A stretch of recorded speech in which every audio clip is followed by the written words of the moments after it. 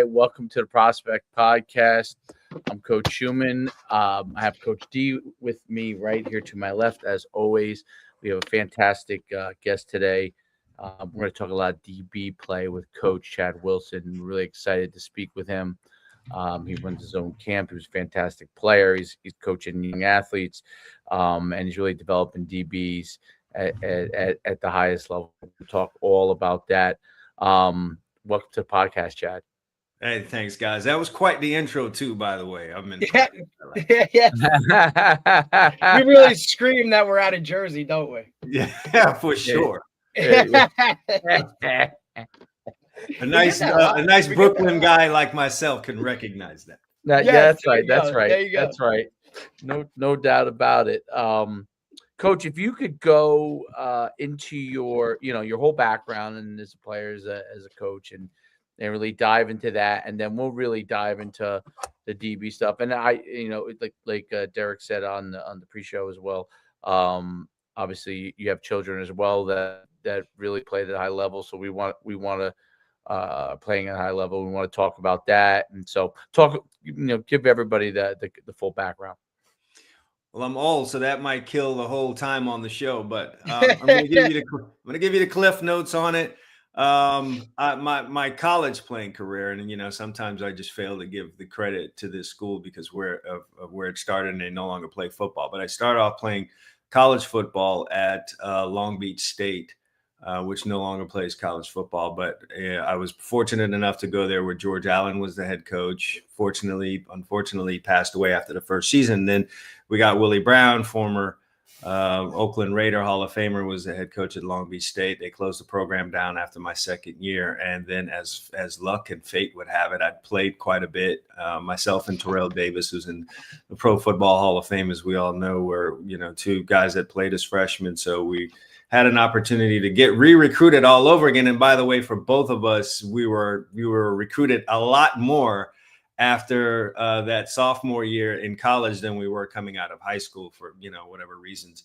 So I ended up going to Miami. He went to Georgia. So I spent my last 3 years at the University of Miami, played for some great coaches there, had the opportunity to lose 3 straight bowl games, but 2 of them were for, national championships. So it was a whole great brand new experience, got to be around a championship football team and just, had a chance to really see what that was like at the college level. And prior to that, after that, had a cup of coffee, as they say, with the Seattle Seahawks, spent 1 year there, and then moved on to the rest of my life. And I was just bopping along, family, kids.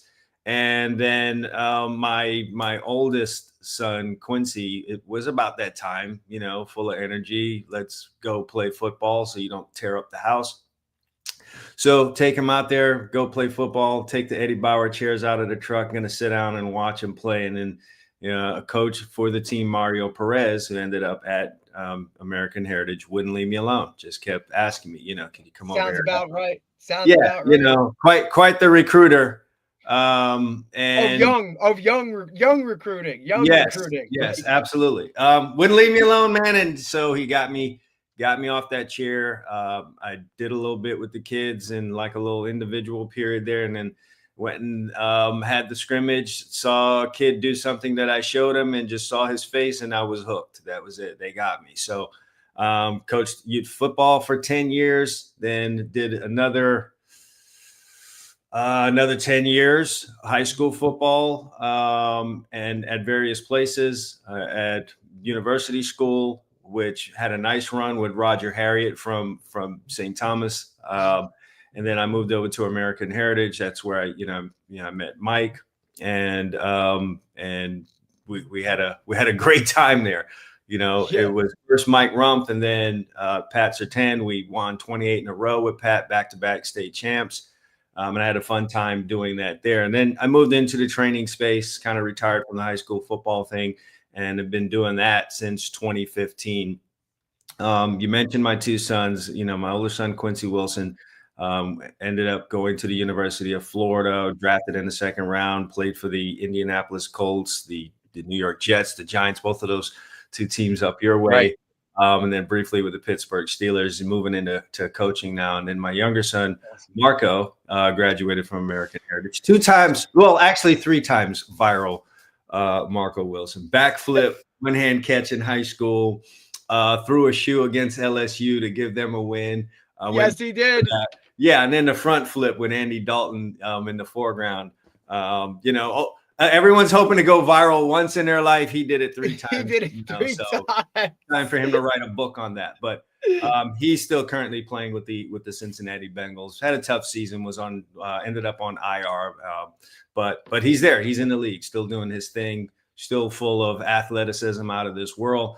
And I want to say both of my boys went to Schumann camps. So yep. That was a part of their process coming up. So thankful for you having that showcase for them. And it really was used for them to just get into the whole camp atmosphere, right? And understand what it's like to just you're always competing with your guys locally, high school wise. But to get all the best of the best in an area and compete against them, I thought was an important thing for both of them, and both of them participated in that and got better for doing it. So, but yeah, the training thing is kind of what I'm doing now. I've been fortunate enough to train a ton of pro guys, a bunch of the Miami Dolphins, Xavier Howard being one of my biggest clients outside of my 2 boys. But I've had the opportunity to work with Trayvon Diggs, Minkah Fitzpatrick, and a host of other guys, Kenny Moore. I can't mention all the names. I'll probably, I'll forget quite a few, but it's been a great part of what I've been doing over the last decade now. No doubt. It's funny because the older days of the camps, man, it was just like it was so great. The world's changed a lot since then, Most definitely. It can't operate in the way that it once did, but it's and if it can, by the way, I haven't figured out how to do it. So but but obviously once things start to go into the college camps, for the most part, really that became the biggest thing that changed a lot of it. But it's really interesting how you went from obviously being a player to being a coach, to developing athletes directly, and obviously with your son's success. There's a whole bunch of things that you really learned, and it's a world now where the athletes are really looking, especially the ones that want to play, at a higher level, to get every edge that they can, and training is a large part of that. It's become a bigger and bigger part of it. And there's obviously there's phenomenal trainers. There are guys that are okay, and there are guys that don't do a great job. The guys that don't do a great job aren't going to last very long. But it's a really, really interesting thing on that level of development, the specificity of it. Talk about kind of how you really started to see that as an important part of what you thought needed to really start to happen where you are, and may have started with your sons, but like what was it that the impetus, and what did you really kind of gravitate towards that athletes needed to do from a DB standpoint? I get asked this question on. By the way, I do get many phone calls from the dad that has an 8-year-old, 9-year-old, 10-year-old that wants to bring him in for DB training, and I tell them I don't train kids for DB work until they're 13 years old, going into high school. I do make it a point to also tell them I highly encourage you to have your son play other sports. Right. Let him go play basketball. Let him go play baseball. If you can wrestle at that age, I highly recommend it. I definitely recommend track for, any of the skill position players, but go play other sports, go develop these other skills. Hell, the kid might really be a baseball player or a basketball player. You want him to be a football player, but maybe he's a baseball player. And I'm here to tell you it pays more and it's less wear on the body. You might find out. And you play way longer, buddy. Like you're going to have very true. Longer, you can sit on the edge of that bench and blow sunflower seeds and get $5-10 million. It's a great gig if you can get it. But so far as the whole training thing is concerned, I didn't really do that with my boys. I followed that own advice. When the season was over, we went and played something else. That's how I grew up. You played all kinds of sports, and not only are you developing all these other, muscles and skills, you're just being around different people, and you're learning how to be a teammate, which I think is kind of missing in this day and age that we're in.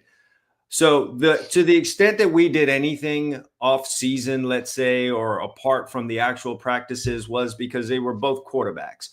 So you couldn't just wing it at quarterback. You got to run these plays. Damn it, you got to run these plays right, or your coach is going to curse you out. Sometimes that coach is also your dad, so your dad and your coach is going to be cursing out if you don't. So that's the only thing we did in the off time. There was never any DB work when they were young. They weren't really playing DB. Marco played all kinds of stuff. Believe it or not, was a linebacker at his size because he just wanted to hit people like his older brother. Right. But Quincy was strictly a quarterback, and to the extent that I put him at DB, it was to put him back there to just,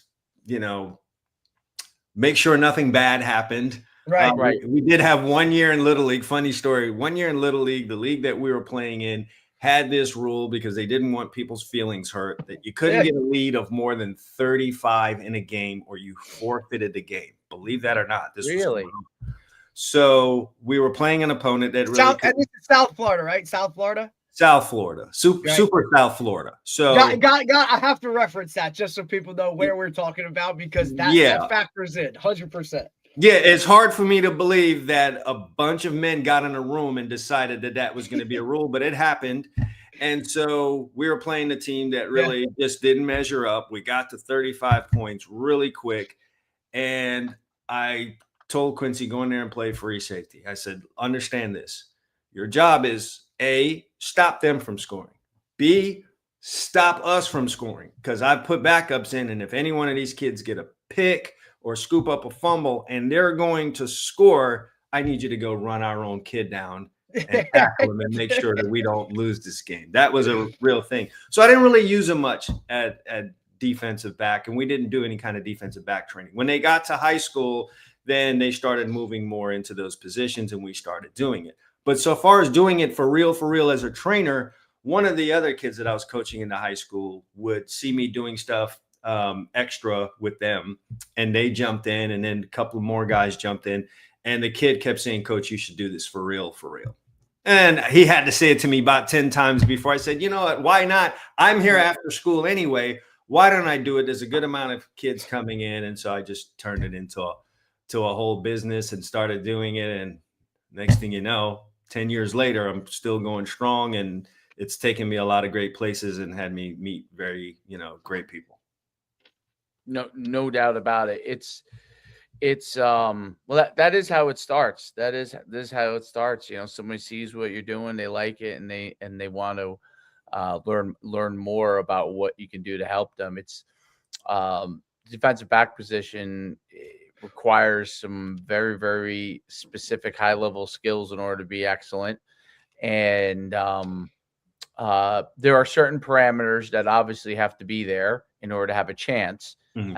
And then after that, your technique is and your skill set is going to be a differentiator, and your ability to react and your ability to play the ball, and those skill sets can be developed. And what makes it unique is that it's probably one of the few positions that if you don't have a certain raw minimum athletic skills and speed, you're going to have to move closer to the ball to start your journey as a football player. But once you have that, then really the better you get in all those areas, you become massively better. And that's one of the things that I see is the big difference, especially when even in high school, you see guys that understand what's going on and can play the ball and are great at reacting, and have excellent technique. They are difference makers, right? And sure, they are able to do things. And it's one of the kind of myths as far as from a defensive back. Say, I'm just going to take this kid because he's fast and athletic and he's going to play DB. Well, it can happen. It's just you've got to do the work. You've got to do the work to develop that player. Not everyone wants to do that work. Well, one of my best linebackers I ever had at the high school level, we originally played him at corner because he was one of the fastest kids on the team. He was super tough and he could literally jump and run, but he could not play the ball, and he could not. It's not that he had a hard time turning his hips. I don't know if that's a fair assessment, but it was like he just didn't have that. Like it that was knack. hard to put your finger on it. But he was a bullet. Like he was a guy you would say this guy. That's why we threw him there, and he ended up being a phenomenal middle linebacker for his high school. Played at Division III level at linebacker, even though he's only 5'9", probably weighed in high school like 175, 180 pounds.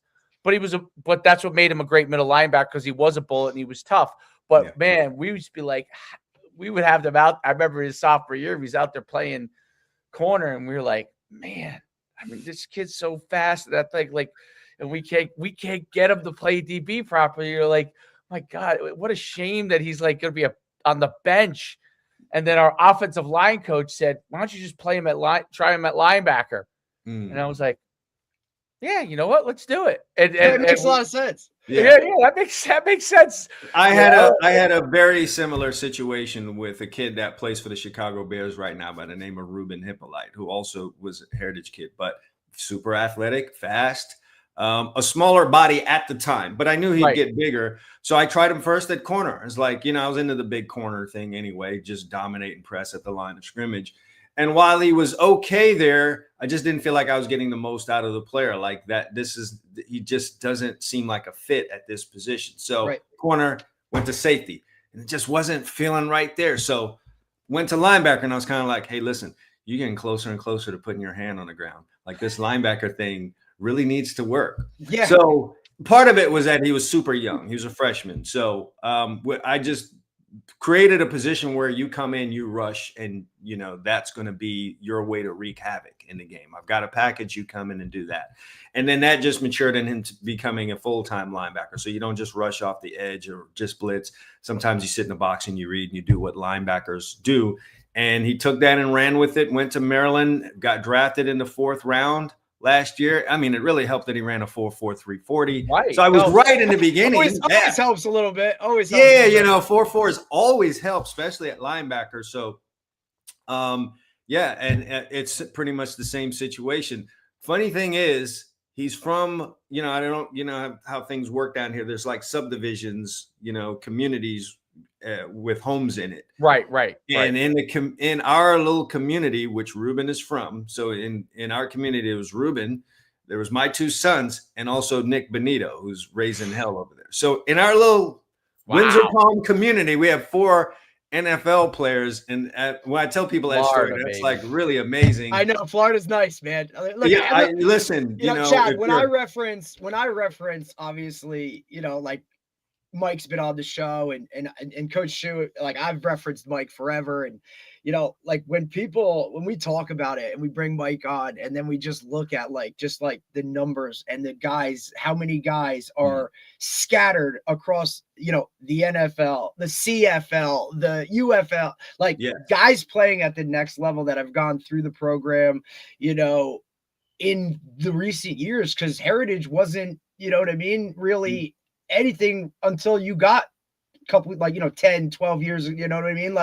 So to reference those types of numbers about, we're in the teens, the 20s of high school players that have gone through the same program, coaches that have been around guys back and forth, and how they're playing at the next level, it's unbelievable. And that's before we even talk about, what colleges they went to. It's absolutely insane. But and we reference it all the time about how it's South the Florida, small area in the Dominican Republic that's producing all of these baseball players. It's 100%, absolutely. And look, Mike, obviously being a Jersey guy, and then obviously going down there, right, opened my eyes to really kind of what it was, but I think opened his eyes to what it is. Now he's full blood, that's what he is. The Jersey ties are very, you know what I mean? He'll always reference it a little bit, but just to compare and contrast the level of athlete that's down there, it's unfreaking believable. And we have the argument all the time, if you're a college, you go and you take the 4th best DB on a high school team down there before you take the number 1 DB out of some team here, maybe in the Northeast, right? Because that's just kind of what you're working with. The fruits of the labor are just there. It's what it is.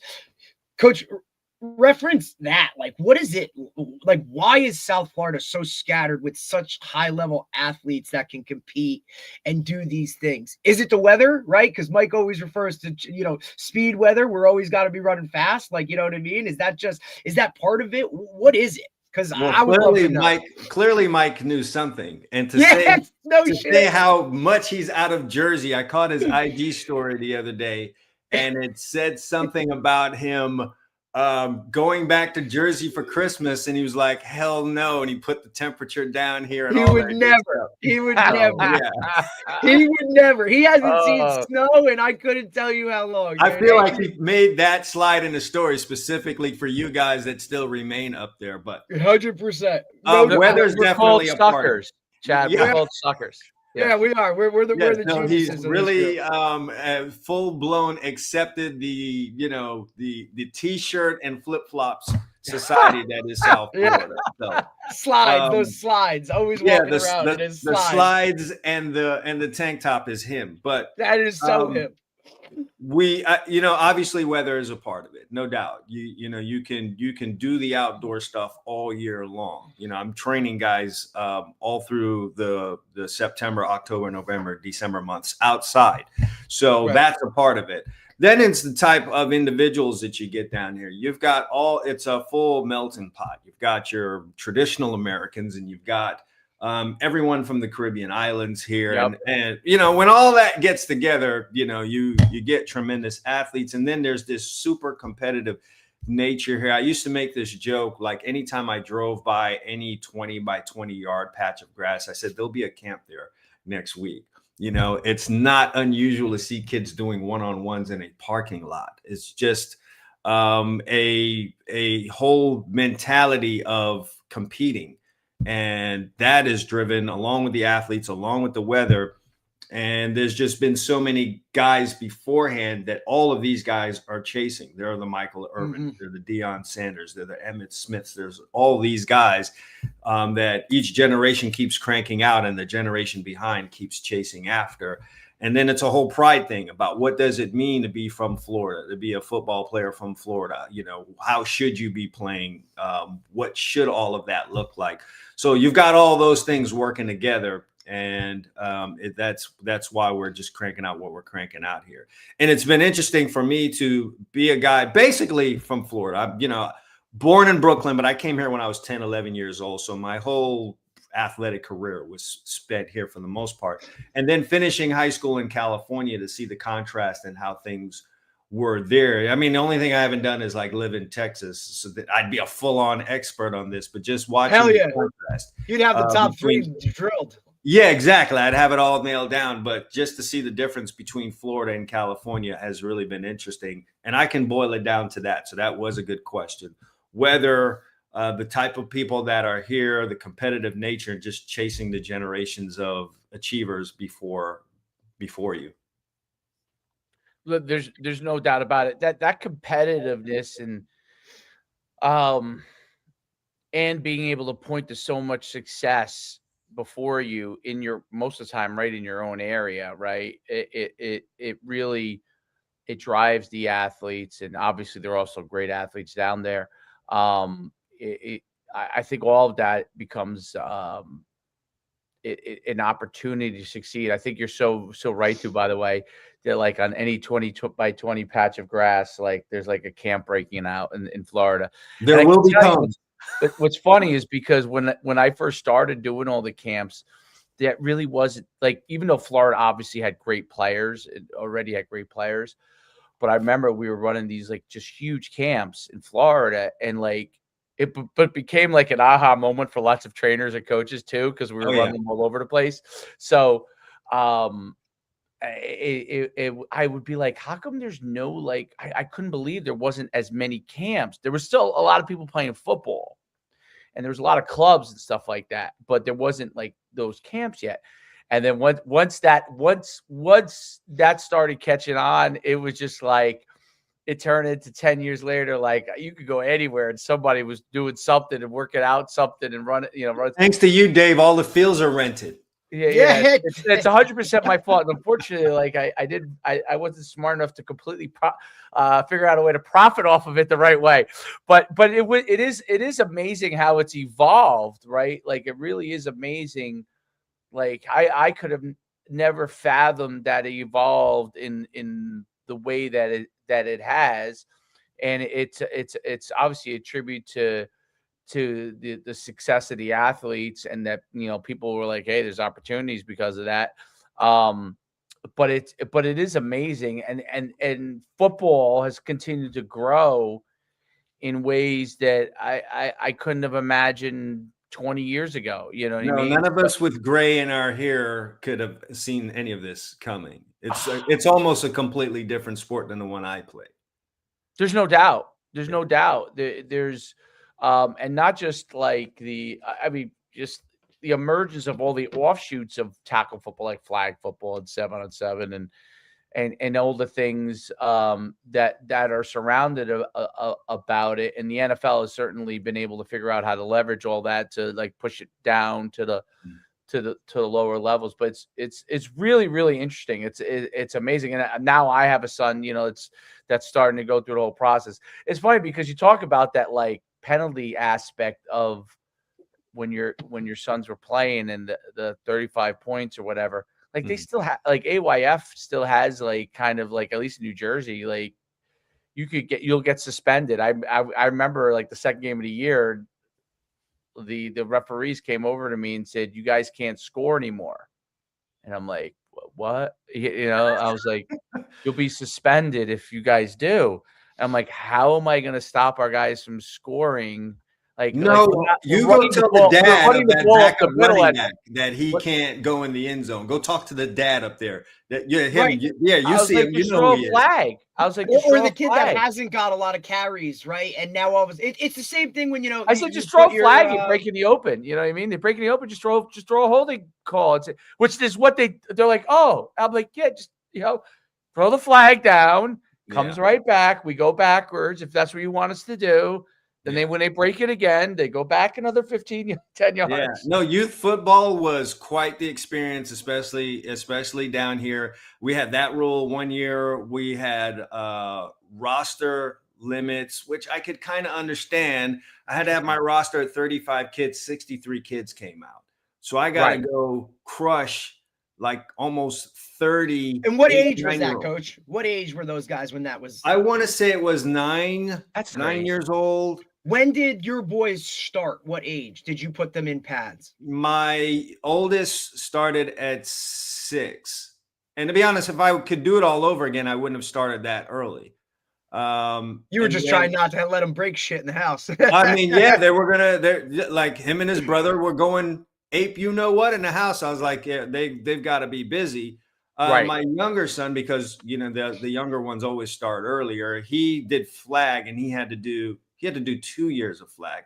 And I'll tell you what, that second year, he was not happy about it at all. Yeah, he wanted to bang around. He wanted to play tackle like his brother, and he developed this system where when a kid ran with the ball and flag, he'd thud the kid, get him down to the ground. When the kid was down, it was so much easier to get the flag off. So you just pull the flag off while the kid was down.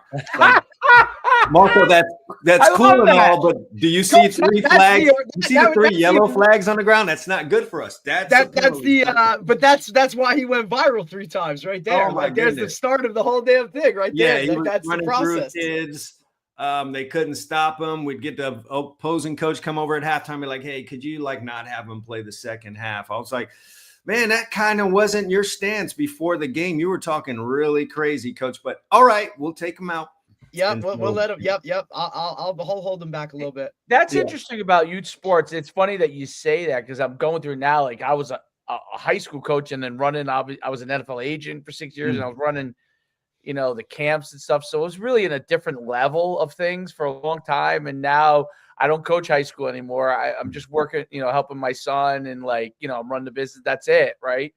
And So you're doing this in reverse? I'm doing it in reverse. Man, God bless really you. Hard. I don't think it could be. Chad, listen, Chad, it was really hard in the beginning. Wild. I didn't understand. I didn't understand.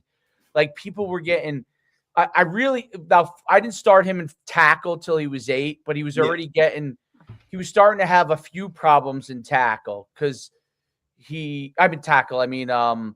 flag when he was like 6 and 7 because his whole I made the mistake of telling my son's a little bit black. He's a quarterback, but he's like black and white. Like smart kid. And like if you don't explain to him why he can't do this, he's not going. He's going to be annoyed, right? You got to give him a real good reason. You can't tell him some BS. If I try to BS him on something, he's like, that don't make sense. As a young kid, he was saying that. And I was like, what?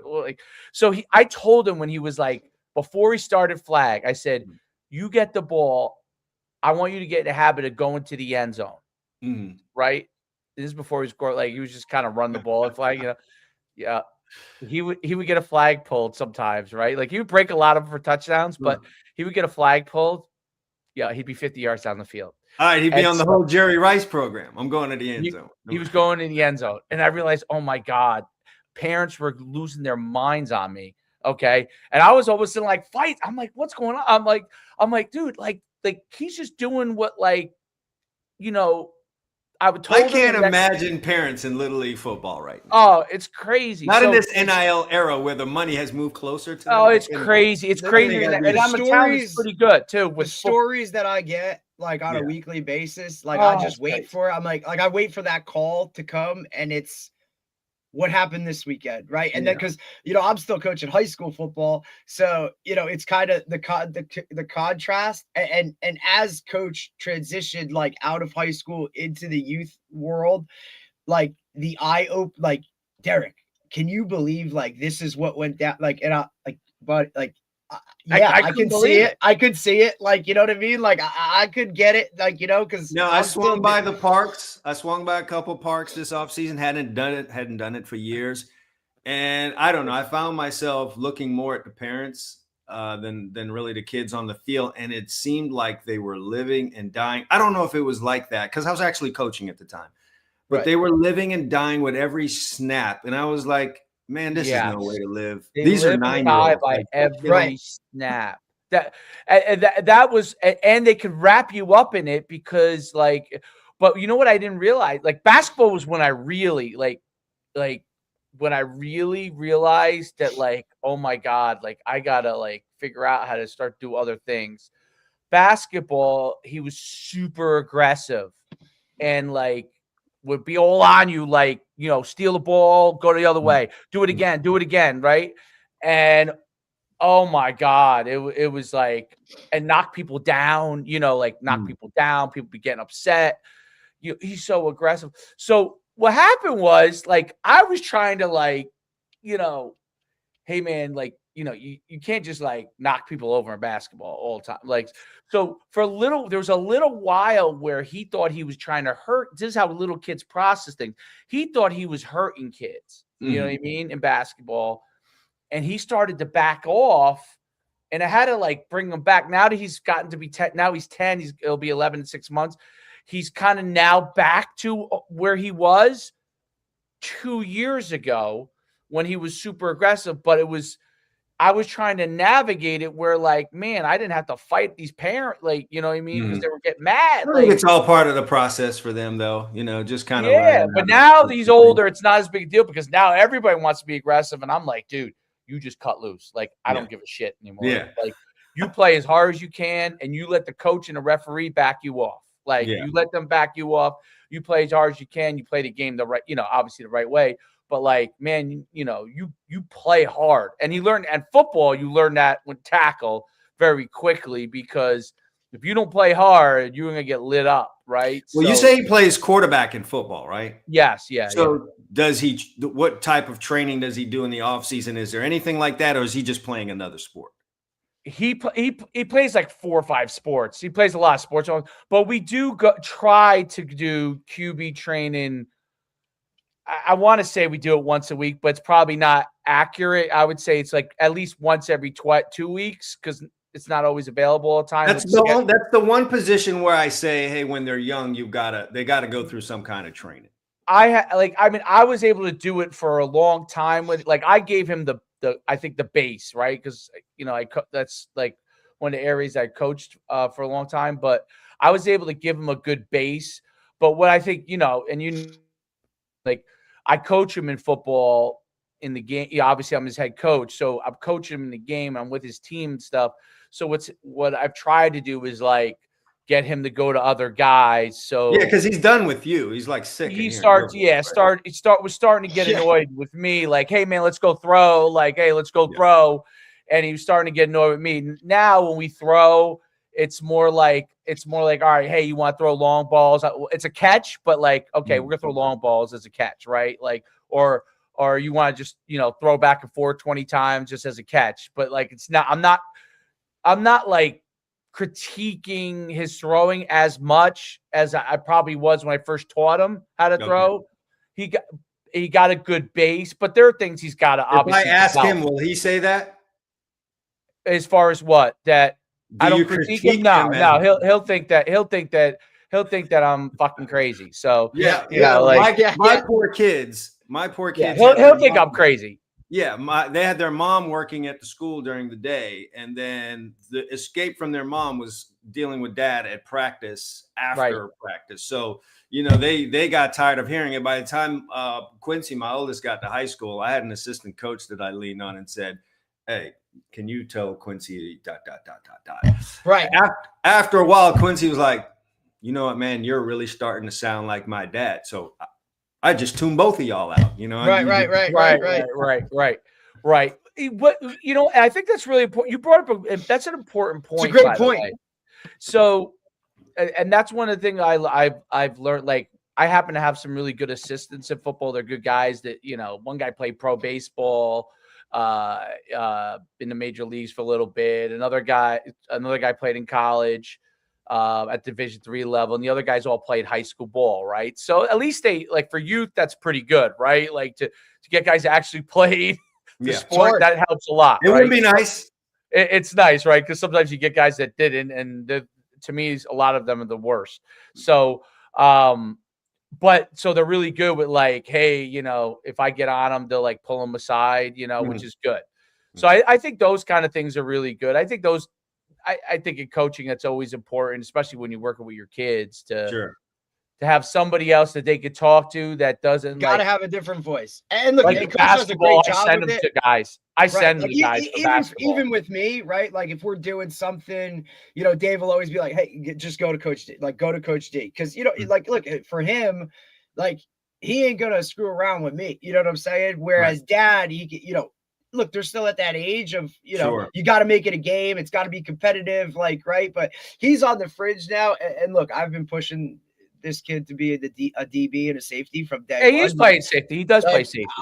I'm so happy. That's my whole thing. I've told him from day one, like, buddy, he's like, big now. I wonder if he'll be. He is big. But I mean, it's also genetics, right? So, like, Dave I wonder if he's played at UConn. He played linebacker. I was a linebacker. So you know, it all factors in. But the youth world, you're right. Like Coach Shu's doing it backwards, right? And it's just an eye-opening thing. I'm an idiot, right? It is what it is. But I think the point that Chad, that you brought to the table, that, you know, we constantly, you know, push this, is multi-sports, right? Like, there's not a college coach that comes in the building that doesn't ask me, well, what other sports does he play, right? Like, and it don't matter, you know what I mean? Like, of course it's crazy to me that that's the prevailing want from the college coaches. The parents want their kids to go to college, yet they will routinely ignore that advice. And what I think happens there is they're so wrapped up in game day, wanting to sit in the stands and have that amount of pride that their kid is scoring the touchdowns or getting all the sacks, that it's just overriding the long-term view of what is best for my kid to achieve the goal that we have in mind, which is to get a college education. And now, of course, NIL money that comes along with it. But the core thing is get a college education, because last I checked, it costs way too much damn money to spend to go get a college education. At least get that. That's still the goal. How that overrides, it just drives me nuts. Like, you know, these college coaches want a full athlete that plays multiple sports. So why is your kid in cleats at 9 years old dragging a sled with a helmet on in April? What's going on? Like, I agree. It goes back to the instant gratification, right? And that status that everybody wants. Like you said, like mom wants to sit in the stands and know that Billy is the best kid out there throwing all the touchdowns so she can, you know, whatever it is, like she can go post it on Instagram and get all these likes. And it's society. That's kind of how it's, you know, that's just what it's based around now. It's really difficult. Yeah. And it's some of those skill sports too, like what I like about football outside, and you're right about quarterback. Well, like, and probably kicker, probably the other position. Yeah, that too.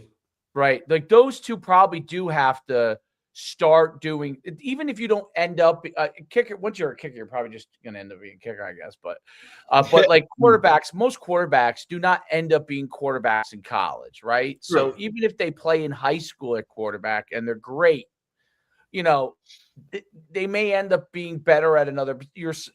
There's only so many spots. Right. There's only one ball. Yeah.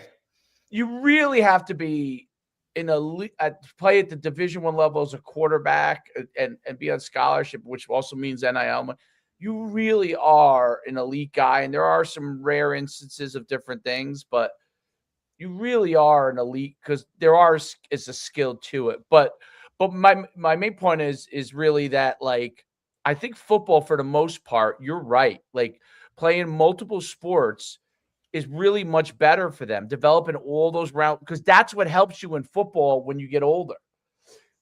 What's hard, I think, with parents is when they play like lacrosse or baseball, or I'm just trying to think of like other like highly even kids who become up here, like an elite wrestler up here, like they basically, a lot of them that are the lighter weight guys, they stop playing other sports like at a pretty young age because the skill set level that the parents perceive that is needed to be great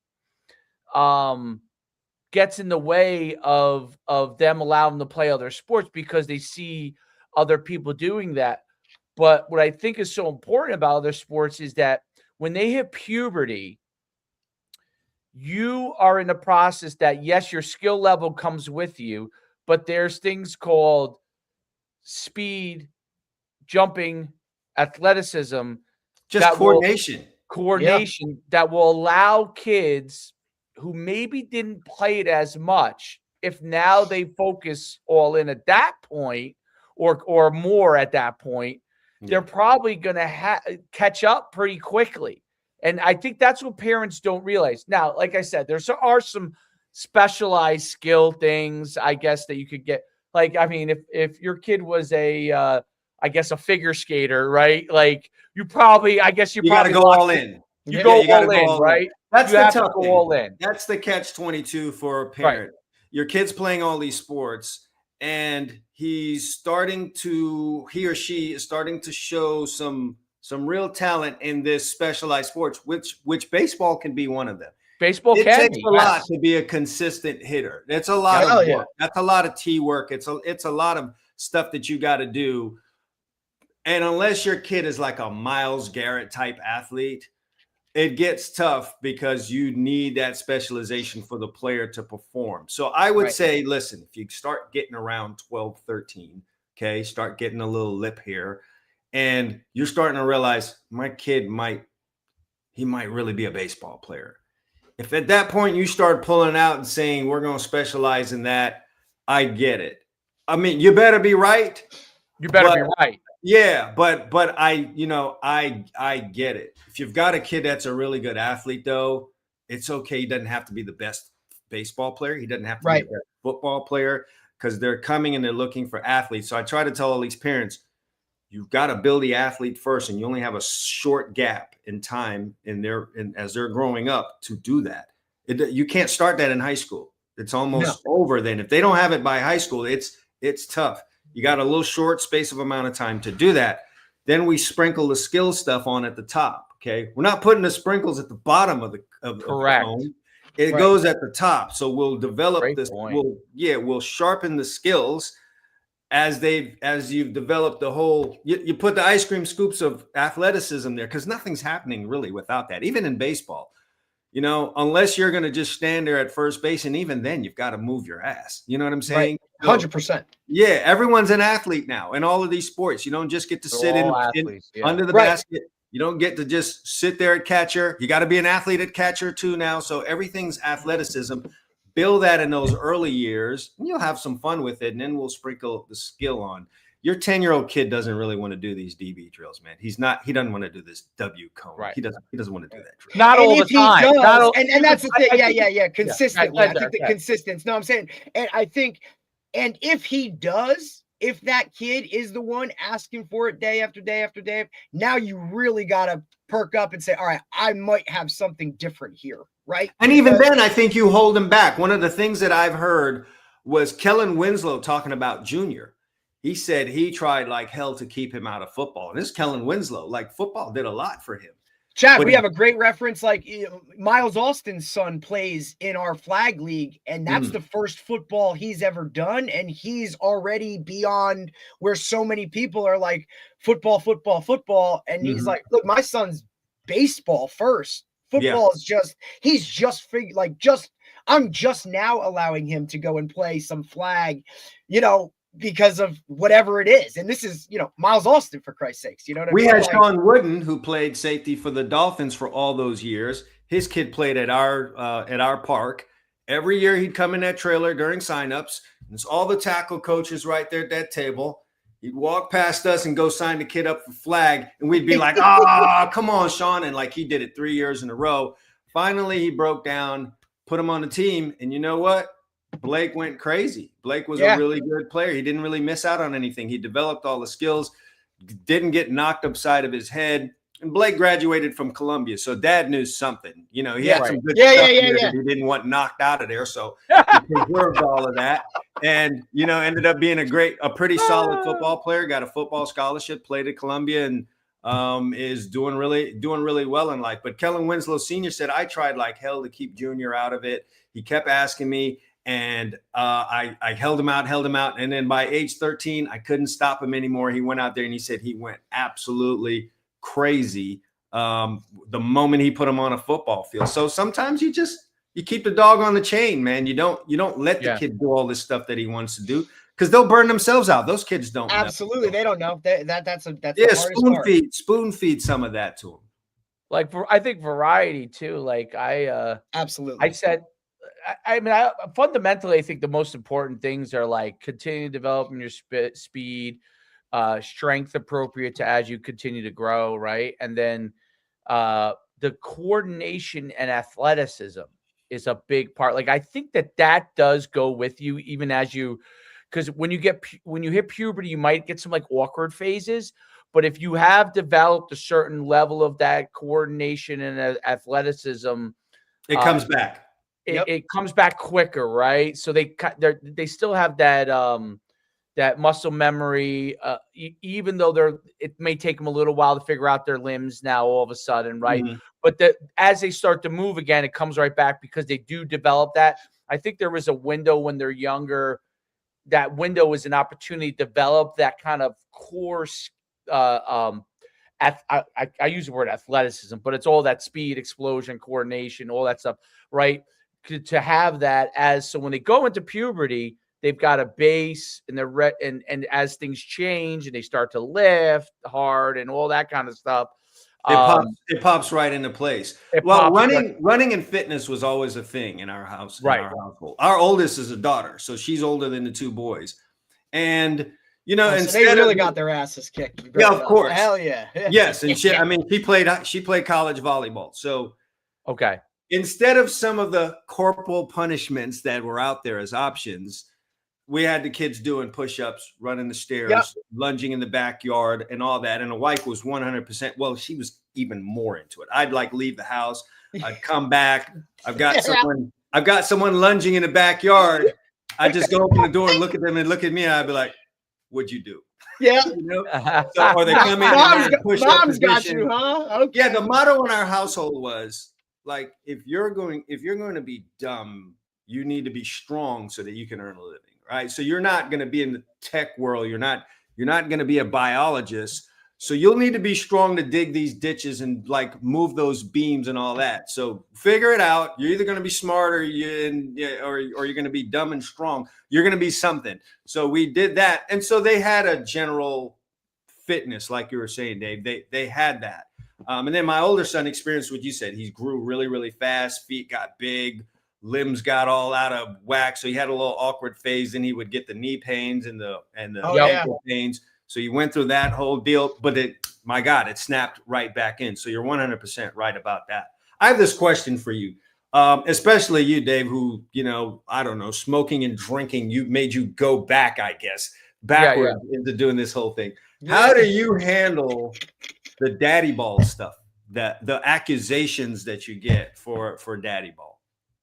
I know that. Well, I know you get. I'm probably a different person in the sense that those things don't really bother me that much.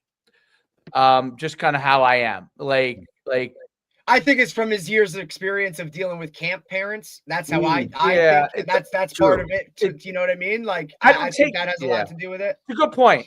I don't take it as hard. Like I've had people at showcases come up to me and curse me out, like right to my face. Like probably at least 10 a year. At your showcase, why? I didn't get an award. Weren't an MVP. And this is before this became a thing. You know what I'm saying? Like now, I don't even know. Like someone might just take me out. But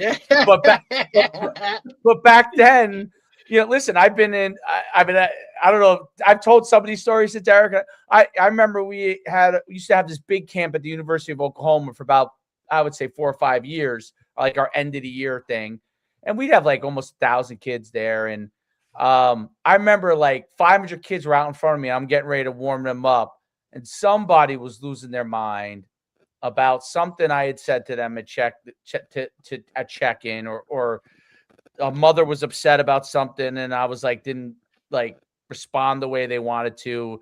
And some big, gigantic guy. I mean, he was big. I'm big. He was gigantic. I mean, I'm talking every bit of 6'7". I was trying to figure out who his kid was. Comes running at me. He wasn't a DB. I know that. Yeah, and I had to defend myself, and I said, hey, but 500 kids in front of me. I'm like, I don't think you really want to do this. And he came right out in the field, and then all our coaches obviously ran over and like, hey, man, get at. And the guy left. He didn't even come back to the camp. So I never knew who his kid was. I couldn't tell you to this day. But like that would happen. I mean, that used to happen back in the day a lot. Everyone else. Right. Yeah. He's the one in the back of the line. Yeah. Not daddy. Yeah. He's probably so horrified, the kid. I felt bad. I didn't want to know who his kid it was because I didn't want to unfairly judge him, Yeah. So who knows? He might have won the award that day. And you know what? I'll tell you this. Parents turn around pretty quick when that happens. Yeah. But they also go the opposite way. So I learned over those years that, like, don't take it all personally. Even though it is personal at you, but don't take it personally. Like, when someone doesn't like me, I know that it is personal at me. I'm not stupid, but I don't take it personal.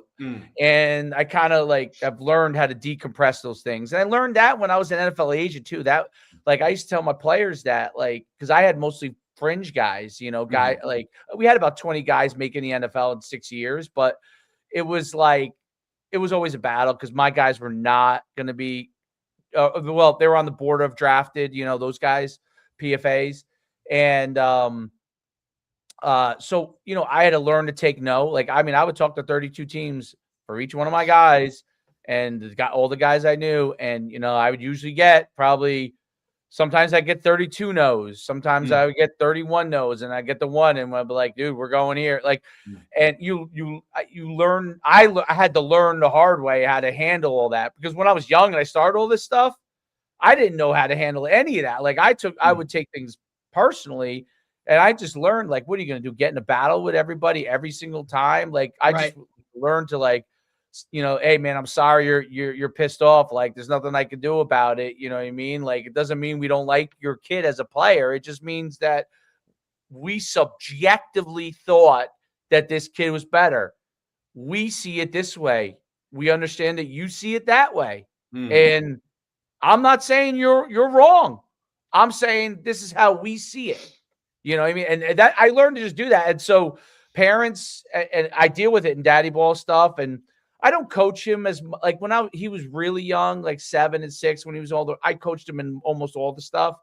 Now I'm the head coach of football, and I'm usually an assistant a lot of, like in baseball, and I'm assistant, and I love to eat the seeds and spit them out. And that's what I do with the kids. They think I'm hilarious because I eat them like they do. And you know, I kind of in that. But in football, you deal with it, man. Football, you definitely deal with it. I know there are people that are mad at me. I try to hit it head on. Like, I'll be like, what's the issue? What's the problem? And I said, I'll give you an answer. And if you may not like the answer, and you know, I've lost every year, and our team is great. Unfortunately, the only team that's has been better at us is the team in our town. They won nationals. We lost to them. We're the only team to even challenge them. But we have a great team. The kids are great. But every year I'll lose 4 or 5 kids. I gained though like 6 or 7. So the way I look at it is like, I can't make everybody happy. I'm always going to do right by the kids as far as treat them right. Be good to the kids, be in their corner, but I can't promise that every kid's going to get everything they want. You know, like I do have some kids that are phenomenal athletes on the team that carry the ball more. Like my son doesn't, I mean, he's a quarterback, he'll throw and stuff and he'll run a little bit, but I have other guys that are great runners, you know? So like, I have found that a lot of times the daddy ball, the daddy ball stuff will come from parents who don't truly understand. Yes. And to your point about, you know, everyone, there was one year where I just simply had my group here in front of me, beginning of the year. I said, all of you guys that think you're running backs, head over there. It was half the group. Right. Like, no. And there was a couple of you like, why? But it's just not going to work like that. But I would tell my coaches this. First of all, if your kid's going to be in like a prime spot, wide receiver, running back, quarterback, whatever, he's got to have the talent. Yep. And chances are, usually if you're a coach on the staff, the kid came from, for lack of a better term, good stock. So he had the prerequisite physical skill for it. What I did say is you've got to do the work with your kid. So if we're doing some kind of something that's extra, your kid better be there. If he's holding down this spot, he better be there. 9 times out of 10, the parents making the noise, though, weren't the type to have the kid at the extra stuff. Correct. They're the kind of parents to say, you know, Coach, I know practice starts June 19th, but Timmy will be coming in July because we're going to be in Spain and then we're going to Germany and then he'll be there. Okay, that's great. He's going to miss a whole lot of practice. You're going to have to temper your expectations because he's this. Or Timmy has a dentist appointment and it's right at the start of practice. He'll be there about an hour late. So you would get that kind of stuff. And then you're the one making noise, game day, practice, whatever. He's not as bought in through you as some of these other kids are. So it's not that important to you. And I'm not saying that it has to be, but your expectations are beyond the level. I tell them, when they were 8, I coached, you know, like that was like, I don't know if they called it AWF, developmental, I think. When they were 8, like we practiced, you know, I obviously, you know, we had a standard as how we did everything, but I didn't bust their chops that much if they missed. When they were 9, I told them, like, as long as I'm coaching with you guys, each year the expectations are going to get a little higher. Okay. So 9, I expected him to do a little bit more, you know, do your very best to make sure he's getting to practice all the time. Mm-hmm. Last year at 10, I was like, I expect you to be at practice unless there's something that happens. I get it. People are sick, but you know, there's always 9. It's amazing. I mean, at high school, Derek probably deals with it in crazy spades. But you know, like that would, by the way, I don't know if I could do high school anymore because when he tells me some of this stuff, I'm like, I would just be like, hey man, you ain't playing. You know what I mean? But because I don't like, you know, I don't know. Football. You can't go on vacation. You can't go on vacation. True. Know, I mean, I get it. We didn't do it. Middle of the season. No, you know what I mean? We didn't. Yeah, you know, so those kind of things. We did. but yeah, so like I think what I tell them that, you know, now I don't what next year what's going to be different as they become 11, as they start to become middle schoolers, right? Is that now you're not just expected to be a practice, but there's also like your level of play relative to what you're giving me is going to dictate a lot. So we have our standards, but if you're not a dog, like, and you're missing things, like, you know, there's a thing called minimum play, and you're going to be in the minimum play world, right? Like, but like, I tell them this, look, there are some kids that are that good. Okay. Now, if they're missing because they decided not to come, which I had kids that did that, hey man, you're in the minimum play world. If they're that good and they might have, I don't know. I try to be somewhat forgiving because all these kids play, every sport overlaps. Yeah. I have an AAU game this night. I can't. But I'm sure they come and talk to you before the season. Yeah, they do. Understanding. That's exactly. I said communicate. Communicate with me directly. Yeah. And we don't have an issue. You know, I had to be like, hey man, stop putting, you have these apps now. Stop putting things in the chat. Like, because if you try to rile up other parents, you better believe I'm going to have a problem with you. Of course. So like, don't rile up other parents.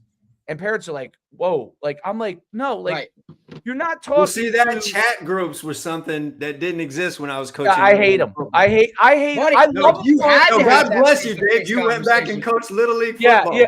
I love them for information. They're great for information. Like, fire it out. Hey, game time change. Practice is here. Make sure we're wearing this uniform. Like, all that. Perfect. But when someone gets mad about something, now it's rally the troops. Chat. And I'm like, you have to understand, I'm a direct person. If you jump in and you say something that I don't vibe with, like, you're not going to like my answer. So don't be out here trying to pitchfork me. Okay. You're not going to like my answer. This is not like, because you know what happens to you, because you know this. You're friends with a lot of times some of the parents. You might know, and I'm very good with, because I was a high school coach and I dealt with all this stuff for so long. Even if you're my friend, man, like, it's going to go up. The wall's going to go up. And this is what I want. I know what I want to get done. I know how I want to develop the kids. And I know what I expect. My overarching responsibility is to the team. The team. Exactly. Yeah. And so, and it's not, to me, it's not like, to me, the world is so immediate based. So whereas I would say when we played, I would not have worried as much about will they get some level of discipline as they get to the next level, because that would have been taken care of. Whether the coach was a great coach or not a great coach. In the older days, you made sure your guys, hey man, you got to be at practice. Like, you're going to work. That's a little dicier now. You got to choose you kind of have to, it depends on where you go. And it's harder for high school coaches now because the income for them as teachers has not gone up as much as, so a lot of them jumping out. So the guys who were, I'm going to be a teacher and a coach 30 years ago, because that was a career that you could make money for your family, and be successful and live in that town. It is not the same way anymore. No, you also need a side hustle now doing that, as if there's time for that, So right. Whereas now, like, really the great coaches, in my opinion, like, if my son ever came out of college and said, I want to be a coach, I'd be like, yo, be a GA, do it right now, because the big money is going to be 5 years from now. You might be moving from place to place, but you're going to have a living in coaching in college. Not in the old days, I would have said, man, go be a teacher and coach, because you're going to make a decent living. You'll be able to have a family life and all that. It's a lot harder for those guys now. So I think because of that, you may not get as many coaches that are doing the things necessary, because they're not as good as teachers as they once were. That's the only thing I put on it. So my thought process with the younger kids is anymore either too. You know what I mean? I know better. I think I know better as to how to teach them how to gain some of those things. And I don't want them to go wherever they go in high school to be a I don't want a coach to turn around and be like, yo, you play for Coach Schumann. He let you do whatever you want. Like 100%. I want them to go on wherever they go. Give me that over coaching a championship and being Correct. a championship team. 100%. That usually is a byproduct, but sometimes not. And I'm fine with that. I need you to go, when you go to the next level and you play, you understand everything. You're a football IQ person, and you know how to show up on time, pay attention in meetings, and do as you're told, because that's what this sport has given me. I obviously didn't play an NFL career as long as I wanted to, but so many of the other things that I do now are as a result of what football gave me. You're here at this time. This is your commitment. These X amount of months right here. Practice is at this time. And then you have periods during practice, a horn blows, you're on to the next thing. It has, next to going into the military, it's probably the next best thing in being able to follow a routine and be consistent. And that's 100%. Where success comes in almost everything that you do in your life. Absolutely. And so when you as a coach don't implement that and stay to that, you're failing the young men that are there, that are a part of your football team. And I think that's why you've been put in that position, is to teach them about life through football. I truly believe that, because man, most of those kids, this is it. Some won't even get to high school football. Most of them won't get out of high school football, no matter what that 9-year-old's dad thinks that he's going to be the next Arch Manning. He's not. But he can be really good at whatever it is that he decides to do. And I think that's part of the problem too, is with social media and the way things are in the mainstream, like what you see the most of happens the least. That's the smallest percentage of what we blast out, right? Like, the percentages of 7% of high school guys play at the next level, at any level, right? Of any sport. And, it's just kind of what's in the limelight. You talk about the NFL and how it's literally taken over God's day, and it's once a, you know what I mean? Like that spotlight that it is, whereas some of these other sports are maybe a little lesser, right? Especially in some, but there are just those, even add all the youth sports together, the opportunities to go and do things, right? Like everybody thinks it has to be football. It has to be, one of these big time sports or just has to be sports in general. Coach Schumann and I would talk about this all the time. Like, to be the old heads, like not everybody played sports when we were in school, and that was totally okay. Sure. Right.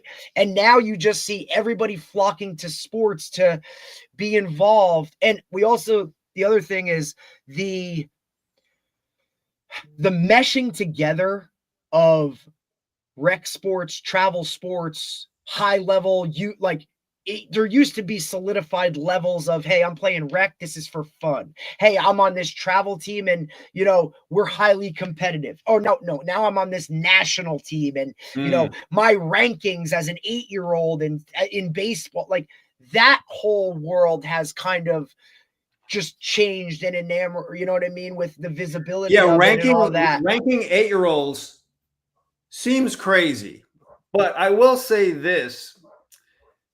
When we were of age, like they would do that stuff for tennis. They did. Yeah. Right. Like young kids got ranked for tennis.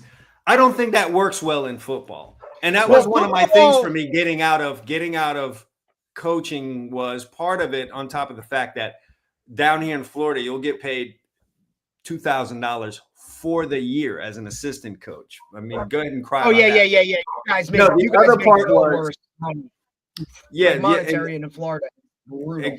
No, it's absolutely unreal. But part of that big thing was these group of kids that were they started ranking kids in Little League football were starting to show up in high school, and I was like, I don't know if I want to stick around for that, because the first time a dad comes and tells me what his son was ranked as a 9-year-old running back, I'm not sure how I'm going to handle that, so I don't want to ruin my reputation by dragging some parent over a fence that wants to throw that at me. So I think I'm going to check. This seems like a good time to go.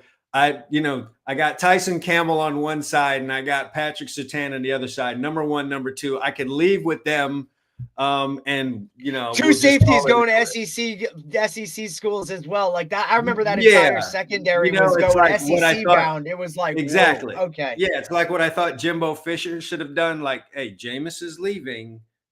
Leave with Jameis. Go ahead and leave with Jameis. Yeah. Mac Brown, you're not getting another Vince Young. Just go ahead and leave with Vince Young, my man, and just call it a day. So I thought it was a good place to exit. But that was another part too, is like parents and the unreal expectations just had gotten to be too much. I think that's that's only going to continue to escalate, and it just from what it should get worse with with money being a part of this thing now. And that's why that's right. Even more why I double down on it, because I always say that, like, if what I do, like I say I'm a volunteer, right? It's not like when I was getting paid to be a high school coach and I was a head coach and those kind of things. Like, I'm a volunteer. I said the liking of the program goes two ways, meaning it's you have an opinion. I also have an opinion because I'm a volunteer, right? So one of the great things about being a volunteer is, like, you're giving your effort, I'm giving my effort. We're both volunteering our effort here. Okay.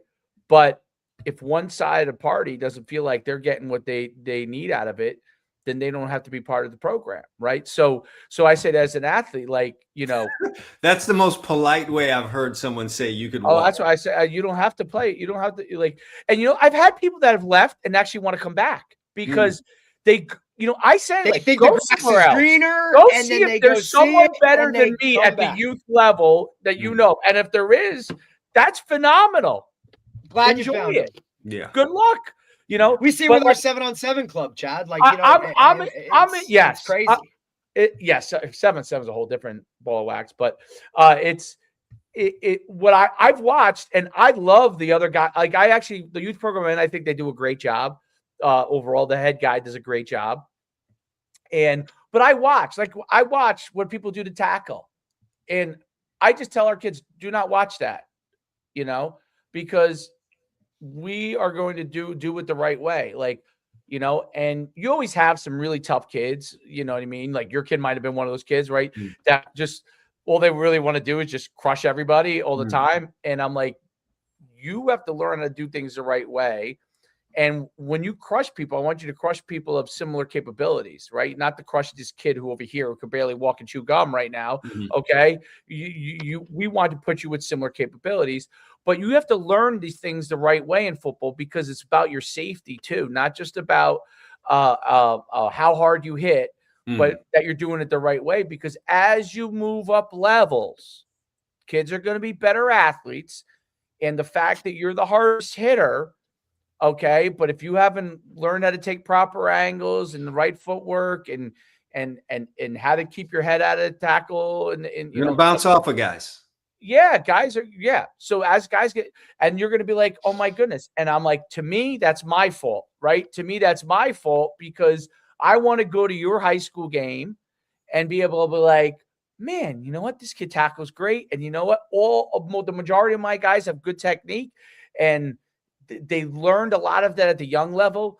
They weren't just bashing their head against the wall to bash their head against the wall. And what I've actually found is, like, I didn't want to impose my way of doing things on other people. You know what I mean? Like, I wanted to make sure the kids that play with me do it the way that I think is the best way for them to learn.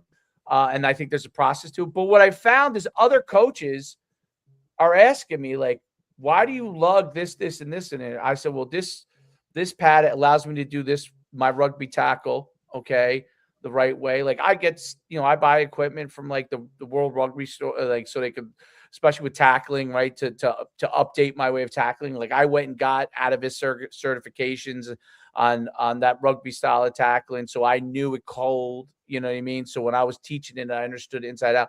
And I have guys that started to come over to me, like, what, I'm like, you watch our game, right? You see how good we tackle, and we're now the best program in our whatever you call it team. Like, we have the best team, and it's not because we were trying to win.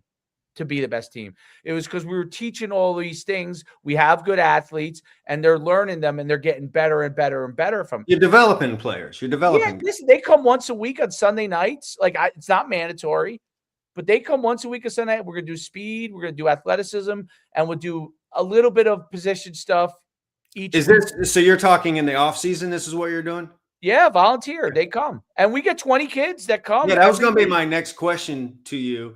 Is what if anything are you doing in the off season for Little League? Because I think down here it's gone overboard. However, I do understand a coach who's trying to be competitive, feeling pushed to have to do an off season program if he's going to be competitive at all, because the parents will take off if you don't have one. They'll go work out with another team. Correct. And then that's because it. They are, and you're not. Right? Yeah, like that is your best running back. You'll lose your quarterback. You'll lose. Yep, and it's why I see up here, especially with because obviously the differentiation up here between privates and publics is big. But you see guys, for other reasons as well, but just they do more, right? And my kid wants to do more, and this public school head coach doesn't do this, right? And these guys do this, and it might be something as simple as like just organized workouts, right? Or sure. Hey, we're all getting together and doing that. But that's where you've seen, especially post-COVID, a lot of high school coaches really take a step back and look at what this job really entails now. 365, 7 days a week. Like you're constantly the having to recruit your roster thing. You know what I mean? Like that's a real thing, whether it's public school, private school, whatever. That's everywhere. And it's not recruiting going to other schools. It's recruiting kids to just continue to play. Right. Because they don't want to go through that grind. And I'm not getting that Texas and Georgia money. And 100%. And what is that balance of too much that burns them out, that they don't want a piece of it, but not too little where it's not enough, So where is that happy medium? And then for you as the head coach, who's also teaching social studies and history or whatever, and you got a coach, you're the assistant track coach, but you're also a basketball coach. And then you got kids at home, where is all of that balance? And, up here doing that for 10 grand a season, is that worth it? You know what I mean? When I was a high school coach, and Derek coached me for 2 years, I was huge on, the off season workout, doing everything you had to do. And I felt like I didn't try to control whether they went to trainers or not. I said, if you want to get better, do what you got to do. We're gonna do the things that we strength, speed, those kind of areas. And if you want to develop some skill stuff, I can help you with that. But if you want to go to somebody, that's okay too. I think I always thought that was a good way of doing it. When I was really young, when I first was a head, this is 5 years ago was last time I was head coach. But when I first started as head coach, was 20 years ago. I was anti-trainer for position stuff back then. Why? I changed a lot very quickly because I realized that it doesn't make sense to try to control everything. I think what makes sense is to develop programs that will help them be the best they can be as an athlete. So if they're with me all the time for strength and speed, and that's what they feel can help them get better, I think there are minimums that they had to do. You need to be here, this, and we would give point systems. And I think, Derek, you guys probably do that too. Point system, incentives, and all that kind of stuff. But with youth, my whole thing is again, to stage it, right? So I want them, we did nothing in the off season when they were 8, you know what I mean? They could join our 7-on-7 club if they wanted to, but there was nothing, this year was the first year because I try to listen to what they're saying. What are you going to do in the off season? And when parents start to ask that, I'm like, okay, I got to fulfill some of that. So I say, hey, I want you to play other sports, but I will fulfill a bucket of that by doing once a week a workout for you guys to get you better in certain areas, strength, speed, and a little bit of skill, right? And then I said to parents, I said, listen, the coach in me says, hey, I'd like to do this 2-3 times a week. But I resistant of that because I don't want the kids to come to the season unexcited because they've been doing football all the time. I want them to get a good taste of it. And if you really do want more, you can either come talk to me or I could tell you somebody to go to and I could give you that. Obviously, it's going to come out of your pocket, and that's up to your own situation, whatever your situation is. I tell them, hey, listen, I do it with my kid. I'll send him to QB training, okay, whenever I can. He plays basketball. I send him to guys in basketball, okay. I work him out on my own. Like I built the gym in my garage. You know, I go to a gym that has, it's just a regular, you know, Lifetime Fitness, but they have like the shred mill and they have all those things. So I'll take my son there once a week to do some speed work on there and stuff in the winter because it's cold up here. So I'll do that with my son, but I tell him, you don't have to do that with your kid. You have to do what fits into what your world is. And I'm not going to judge it. When we're in season, that's a different story, but you know, whatever you think is best for your own kid. Like, I don't want to get in the world of policing other people's kids, you know. Sure. Absolutely. It's a tough world to live in. That's yeah. And there are guys that do it, dude. I see guys do that. I'm like, you're crazy. Like, to me, you're crazy. Like, it's hard enough to, and I only have one kid, right? It's hard enough for me to keep on track with all the basketball games and him going to a basketball trainer and, you know, plays 3v3 in a 3v3 league on Monday, plays basketball games on Saturday and Sunday, you know what I mean? And at best practice. And he's in 5th grade. He goes to a Catholic school. They call it middle school. So he's on the 5th, 6th grade team. He made the 5th, 6th grade team in middle school, even though he's a 5th grader, and he does really well with it. But like, their expectations, they don't mess around. Like, nope.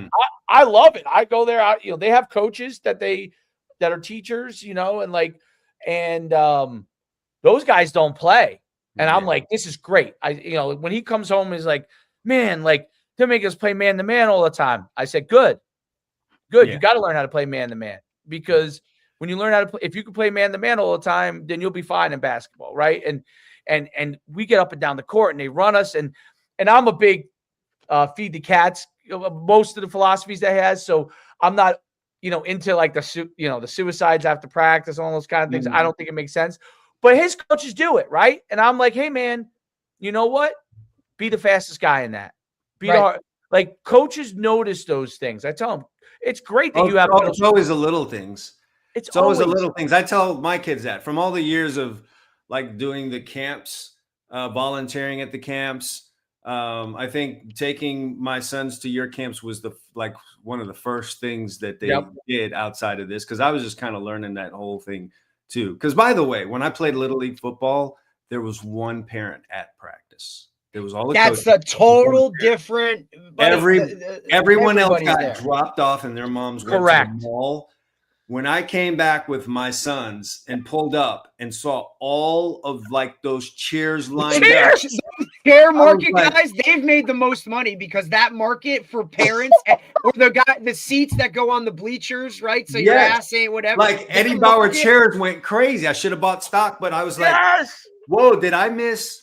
Was there like a festival or event? I'm like checking the phone to see like, was there something is there something else going on here? No, it's just practice. But but anyway, it's like there's just such major involvement now by the parents. It's just amazing to see all of that, how much it has changed and the way things are so different now. But as I like your camps were some of the earliest camps, and then I started getting more involved, and then reached at a certain point, because we'd coached and we'd had success, that I would be a volunteer at the camp. So I'd be a volunteer at the Under Armour camp, or I'd be a volunteer at the Nike camps and all that. And so I'm tasked with, I've got a group of DBs and it's 20, 30 kids.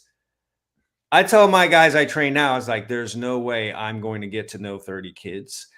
And like some of them are going to stand out. And usually it's in that first period, the little individual period where we're doing our drills, kids that jog back after the drill is done, kids that hop out and run out, kids that are hustling, kids that make eye contact with me, those are the kids that seem like they want to be there and they're into this thing. And I tend to notice them more. Now, when we break up and now you're doing one-on-ones, I tend to gravitate to those kids that did those things in the little individual period. So I'm seeing more of their one-on-one reps. So you might get a kid like, man, coach, I broke up like 3 passes and had a pick on, that field over there. I was like, man, I wish I could have seen that. I've only been blessed with 2 eyes. We're working 4 quadrants right here. And when we're doing individual drills, you walked back.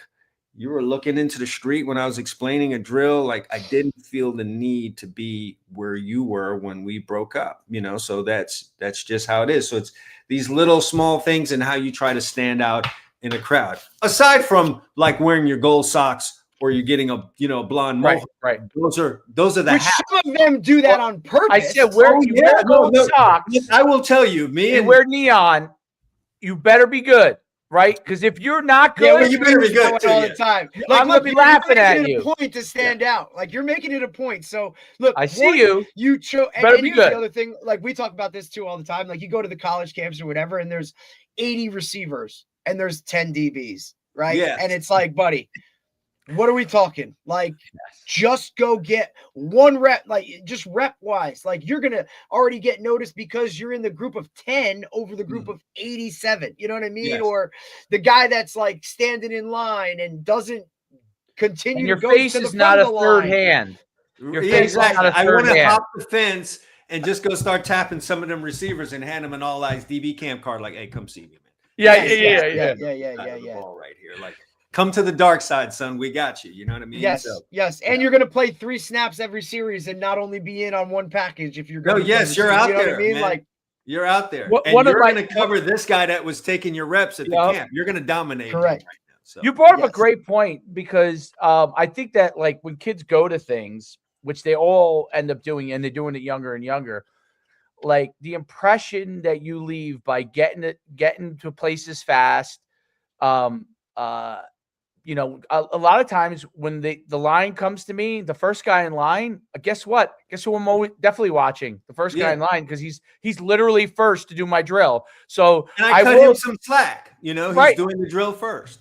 He's doing the drill first, and I will see him. I'll know his number because I'll know his face too. Because and if he ends up being good, it makes my life easier. That's one guy already I know to go watch, right? Because he already is going to do everything else that we want him to do. So if he's any good, then he's going to be a guy I'm going to watch. But I think that you brought up a great point about like making sure you pay attention, making sure that you're understanding those things. It's one of the things that I'm dumbfounded that a lot of times that parents don't correct their kids on things. Like now coaches can I'll correct it, you know what I mean? And I'll tell the parent, like, one of the things I'm like, listen, I was all over him. I corrected this on him. And I usually like to see their reaction, you know what I mean, on that. Like, hey man, do what you got to do to get, usually those parents, I know those kids are going to be fine. The ones who are like horrified, I'm like, oh, good golly. Right. Well, see, your parents now are from a different generation than yes. You. The parents, when you were a parent that first time, was from your generation, and we could get paddled in school, that generation. Right. This generation now is don't touch my kid. And correct. Some of that might be for a good reason now. You had some. Yeah, you're 100% right. Yeah, but it's like don't touch my kid, which morphs into don't correct my kid, don't yell at my kid, don't be harsh with my kid. Okay. Mm-hmm. Well, then there's some other things we're not going to be able to do, which is like put him in the game as much as you would like him to see. Because what am I here for, really? I'm here to correct him on things when he hasn't done them right. I'm here to teach him the game, or at least teach it the way that he needs to know it to play on this team right here. Correct. And then he always has the option of not playing, like you said, Dave, the way you so eloquently put it. You don't have to play here. No, it's you push them, I always think that like within the appropriate level of their age, right? I'm going to push you to the level that I think that you can get to. And if you embrace it, you're going to start within that year, because when they're younger, it's within that year, right? You're going to start to get to that level for this year, right? Next year, you might grow a lot and there's maybe some limitations, or the next year, maybe you didn't grow at all and there might be some limitations, but you work every year, you work within that realm. And then once obviously they hit puberty and they start to become a man physically, you could see, okay, now I can start to try to push you to the maximal level that you can be at for your true future. Right. And I think that that's important. And parents, the ones that understand that, like I always think before my kids started going to like, stuff where I wasn't involved, like, which has really been this year for the most part. Like, I think parents always thought, oh, wow, like he has to be involved. I'm like, no, I want to make sure that you're going to push my kid to the level that he can get to. Like, I don't want you. Now, I'm not talking about being like an a-hole to him, but I mean, push my kid and making sure that he understands that you got more in you. Like the basketball guy that I sent my kid, the 2 basketball guys. One guy that does the individual work, he's phenomenal. Like he's just played the game at a Division I level, teaches it really well, pushes him, but also like has that feel. He's a guy within my, age bracket. Like he has that feel for it, I also have him with a younger guy that's only probably a few years out of college that he does a lot of his group stuff with. He plays in his 3v3 league, and the guy's phenomenal because he's excited. Like he's a young guy. Like I remember being that young guy. Like he's everywhere all the time, coaching every single aspect of it, right? And it like I don't know if he's as fine-tuned in some of the higher skills that this other guy is, but his enthusiasm is infectious. My kid loves both the guys, but like this guy played. They're different. Yeah. So he's grabbing the best of both, I suppose. The best of both. And he'll say to Troy, like straight up, he'll say to my son straight up, you're not running hard. And Troy, I've seen Troy look, and I'm like, you gotta love that. He starts, man, he gets on his horse, boy. He gets on his horse because I love that, because that guy's enthusiastic. He's pushing them, and his job is not really to fine tune him. His job is to get him reps. His job is to get him better and to push the envelope. And he's a young guy, so he can relate to him because he's younger, right? He's in his early, maybe mid-20s, and he's also a dad. He has a young kid himself, so I think he understands that.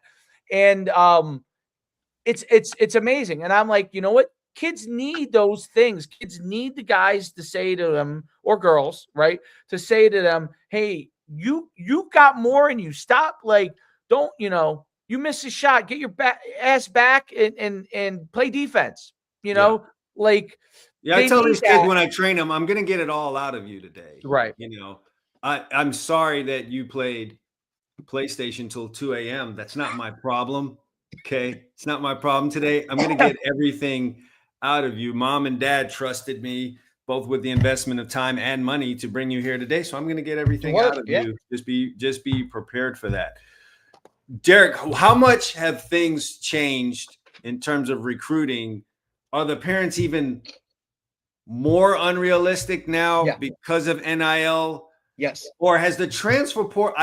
I've wanted to ask high school coaches this. Does the transfer portal help them with being a little more realistic about the college choice out of high school, since a kid might now have a better ability to go to Wilmington and then eventually get to UNC one day, or I can go to name whatever school it is you want to, name that's lower level. And then if I do well, I can get a Trinidad Chambliss or Diego Pavia situation and just move up. Does that help them with that initial choice? Well, or the kids going to Notre Dame, even though they only played 2 games this season? Right.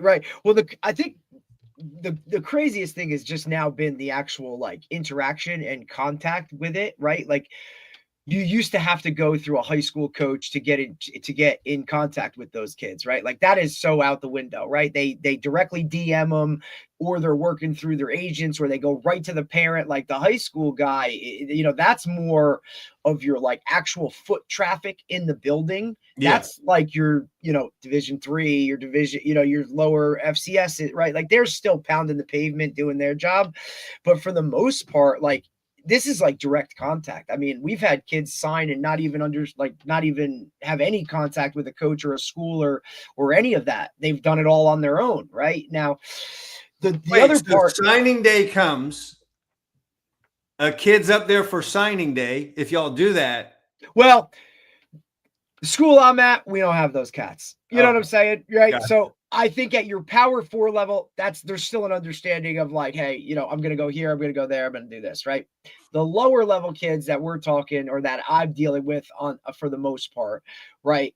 That level of understanding, I think with the transfer portal, it's not such a, hey, it's this decision is for the next 40 years of your life, and this is the school you're going to be at. Anymore? I don't think those Hell kids no, say that anymore. Not even close, right? Because they know, like, shit, all right, I'll roll the dice, and I'm going to go here, and if it doesn't work, I'll just go somewhere else, right? So there's that level of, like, always having a safety net underneath the trapeze to say, right, that they can always fall back on something. I think the expectations of realistically, like, what level do you play at or are you going to be at, right? I think, look, not much has changed where they always aim extremely high, right? Like when you say, hey, buddy, like you look like you're going to be, do you want to play college football, right? That's the first part. If you do, okay, give me a list of schools. And when you get that initial list, sometimes, buddy, I'm like, hey, like, okay, Oregon, Alabama, like let's be realistic. No, hey, okay? wait. You forgot Texas and Texas. Go put them on there and give it back to me. Yeah. Might as well. I was like, all right, well, that's great. You know, but let's look this level. Okay. Like, well, hey, what kind of career do you now want you're to, a hater, right? Derek. Like, you know what I'm saying? Yeah. Well, listen, unfortunately or fortunately, like I'm the honest coach, and that's part of the problem too, is these kids have been fed all of this, like, you're so great, you're all this, that by the time they get to me and I have to be the real coach that actually cares about them and say, look, buddy, I'm not here to crush your dreams, but let's aim for something more realistic in this lane. You know what I mean? Now, look, I want you to prove me wrong. Go get that D1 scholarship or whatever. But I do see a lot more kids, just the angle of, hey, let's go D3, D2, whatever, FCS, and you go take care of your business. Plays like go where you're wanted, where a coach actually gives a shit about who you are, not just a number. Stop aiming for, well, they're gonna give me money, or this is Division I, or whatever that is. Go play where you're wanted, do really good, take care of your business, and now you'll have another opportunity to go up. Right. Like that's, I think, the biggest thing that I've seen. And look, in the coaches we've talked to, whether it be Division II, III, FCS, like some of those guys warrant that. Like they encourage that. Like, hey, come here, play really good. And look, we just had a receiver who led the conference in catches, and now he's going and getting paid or playing at a bigger level. Right. So I think some of those college guys that embrace that more so are going to have a little bit more success. I'm noticing that, and it at first it was a little startling, but it is the climate where all of these schools are de facto JUCOs now. 100%. So I expect to have a kid a year at year-to-year contracts, right? That's it. If he blows up, you're on to the next level. It's almost like, and they'll take that, and now. Right. And they'll pose that to the high school kid and say, look, man, like we had this guy do that. And you know what? Like, I'm not going to bash you for leaving my program because I still had a really good player for 2 years. If anything, with a little bit more fire under his ass because he's pissed he didn't get the initial offer out of high school. I think that's a smart way to go about it, because you can't do anything about the way things are now. Right. You know, I was on with Larry Bluestein, and you guys should. Oh, yeah, Larry. Yeah. So I was on with Larry last night, and I just said the toothpaste is out of the tube. Yep. We can, as older men, cry about it. We can cry about the price of gas, but unless we figure out something else we can put in that tank to make the car go, we're just going to have to pull up to the pump and you know, figure it out. Like find the best gas station with the lowest price and just work with the system the way that it is. And so those coaches at the lower level that are doing that, I think, are the ones that have got this figured out. We're a 1-2 year university, and we're going to bring guys in here and we'll celebrate when a guy leaves. It's almost like that guy went pro. Correct. It works. Or you see like USC like re-signing their guys, right? Like, hey, we for just both parties too. 100%. If you embrace it, which I understand how it can be hard to do that. Oh God, yeah. Yeah. But if you do embrace it, like the coach from Susquehanna, he's now at Albany, right? He had a good amount of transfers. He did really well. He went to the semifinals or something like Division III. A lot of his kids that were good moved up, levels. He ends up moving up a level because he had success embracing the fact that some of them weren't going to be there that long. And you know what? He got better players because of it. And then he took in his own transfers too, and he moved up. And I think that it's like we have a much more like high level, a higher amount of Division III coaches that we talk to. And the ones that have kind of embraced that are having tremendous success, like really, really having tremendous success. Not that they don't go through and figure out who's a good fit to transfer or but they've had tremendous success because the modern player realizes that everybody has aspirations and dreams. And my job is to get you to the best player you can be, period. And if you stay with me and you love my program and you just want to stay here for 4 years because this is where you want to be or you think this is the level you should be at, great. If somehow you're better and you move on, great. Like I'm here for whatever it is. Those guys have done a great job of handling those things. Now, I also think you don't have to be a fool too. Like a guy's transferring out, and he's already committed to another school, and you let him play in your bowl game. Like, to me, I think that's foolish. Like, I don't think that's good for your program. He's already going to another school, transferred out, not transferred out, is in the transfer portal and is committed to another school and wants to play in your bowl game. I don't know if I'm a huge fan of that. I feel like the players, because the adults in this situation have failed, find themselves in a really bad situation. I do. I agree with that. I know for a fact we've got a kid at the University of Miami that's in the transfer portal. Now, he hasn't really played this season, but in the event that some things happened at practice this week or in a game, and he's the next man up. Now, he's already in that portal. What do you do? I'm okay with that. I'm okay with if they're in the portal. I think the calendar is an issue as well. If they're in the portal, I'm fine with them being in the portal and playing. Yeah.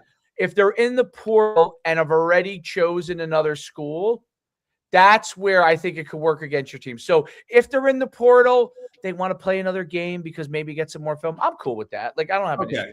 I mean, it's a crazy situation. But if they're going to another place, I'm already gone.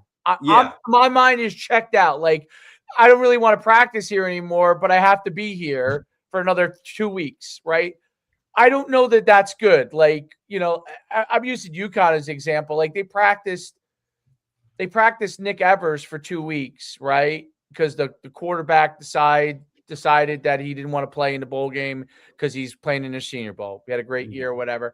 Okay. And they played the backup who was a transfer in, who would transferred in, and they paid him. But he ended up being the backup because he wasn't as good as the other guy who they paid less to.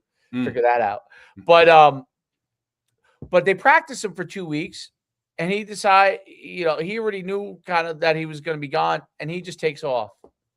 Yeah. Now they had to play a fourth string guy. They had to play a fourth string guy, and he hadn't practiced much, and he got the coaches they got killed in the bowl game, by the way. But the coaches, I thought, did a good job of managing it the best they could. Yeah. I mean, because this is kind of new for everybody. Yeah. What? I'm thinking some of these coaches got to keep like a spreadsheet of players that are on and off. I mean, sometimes it must feel like an Amazon warehouse. Like, hey, do we still even have this in inventory? Like, is this kid still on our team? Like, right. It is tough. It's crazy. It's crazy.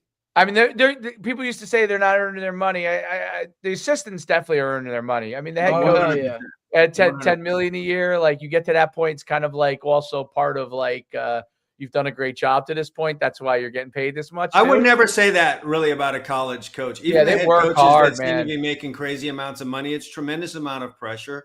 It is. You hear the buyouts, and it makes you feel like, well, God, people threaten your life. Yeah. Ryan Day's had his armed guards at his house. I mean, right. I don't know if I'd want that life, you know. No, I see all those blue jersey Georgia State troopers around. You're like Kirby Smart, like, yeah. Oh yeah. That's for a reason. Like that guy's gotten real live, we're coming to get you type threats. Yes. And it's probably for beating Vanderbilt by only 4. Who the hell knows? You know, people are crazy. So it is a very, very difficult world. And I guess there's no real right or wrong answer on it. And that is, but you know, I think what's really good for the for the kids from that standpoint is, look, the mobility for them to move up. If they embrace finding the right place for them, they're not stuck if they don't want to be. If they like the place they're at, they could stay. They have a lot more flexibility. Would you put a cap on movement, though? Would you make any changes to the transfer? The only thing that I would think is the number of times they transfer. After a certain point, I wonder, does it become an issue? If that's not something that you're going to put a cap on, which I don't think they can put a cap on that, the only thing I think that might make sense is 5 years, no matter what. Like, I don't care if you transfer 5 times, okay? 5 years to do it all. Because if you look at it, Indiana, part of their success, obviously, is a great coach, okay? He did a great job in the transfer portal. All those things are 100% true. He also has, I think, the highest average age of starters. Oh, he's on the BYU program? I didn't know that. Yeah. I think they're like 23 or 24. Yeah. So is that an advantage? No doubt. Like, you can't tell me that 19-year-old physically. Now, look, there are guys like Malachi Toney that are just, I mean, he's unbelievable. You know, like, he's 18. He's as good as guys in the NFL. He's been going nuts his whole life on a football field, but yeah. Yeah, but those guys are so rare now because, like, physically they can't handle. Like Malachi Toney, like, made some of the best blocks in the game. Not forget about he's also a mature kid, and that's the big thing that too. You know, that's the biggest piece of the whole thing. Yeah. He's a mature kid. The maturity is a big deal, absolutely. But you know, when you have that physical age, there is an advantage. And when people are like, "Oh, there's no such thing as amateurism anymore," they are pros. Okay, at the higher, at the even at the group, no doubt at the Power 4 level, they're pros. Yeah. Okay, even at the Group of 5 level, like, the top players are getting good money at those. They are. Mm-hmm. To keep them from going Power 4, they're getting money, no doubt. They're getting money. So they're like pros too. Maybe just like, you know, like you know, it's triple NFL. If NFL is a major leagues, it's AAA, double A. Yep, that's exactly how it works. Yeah, like that's. No, you're definitely adults if you're getting an envelope and someone says you owe them money for something that you paid. Yes, you're now an adult. So. Yeah, and that's why you need. I think parents are more important. That's the tough part of the whole side of it. Like, parents are more important than ever because they are, especially as you become an adult, right? It's not just about when they're young playing. That's part of the process. When they become an adult and they have to make decisions, I actually think that parents, and you can answer that better than anybody, you're even more important because they're navigating money, fame, attention, and it's very hard for a young person to manage all that effectively and make good decisions. I know I wouldn't have made good decisions, okay, when I was that age. So, and you know, and I had 2 parents that cared about me, you know, sure.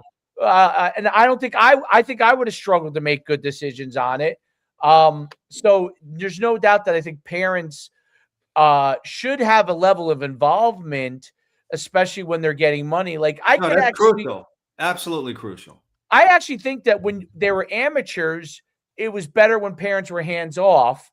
Now that they're pros, it is more important for them to be hands on. I know. Yeah, depending on who your parents are. Well, right. And that's the part too. I think you need to have like somebody who is financially literate or understands that world of not just some, you know, hey, this guy was my middle school coach, or this is my uncle who's handling, you know, the duffel bag. Like, this ain't blue chips anymore. Yeah, because what would go wrong there?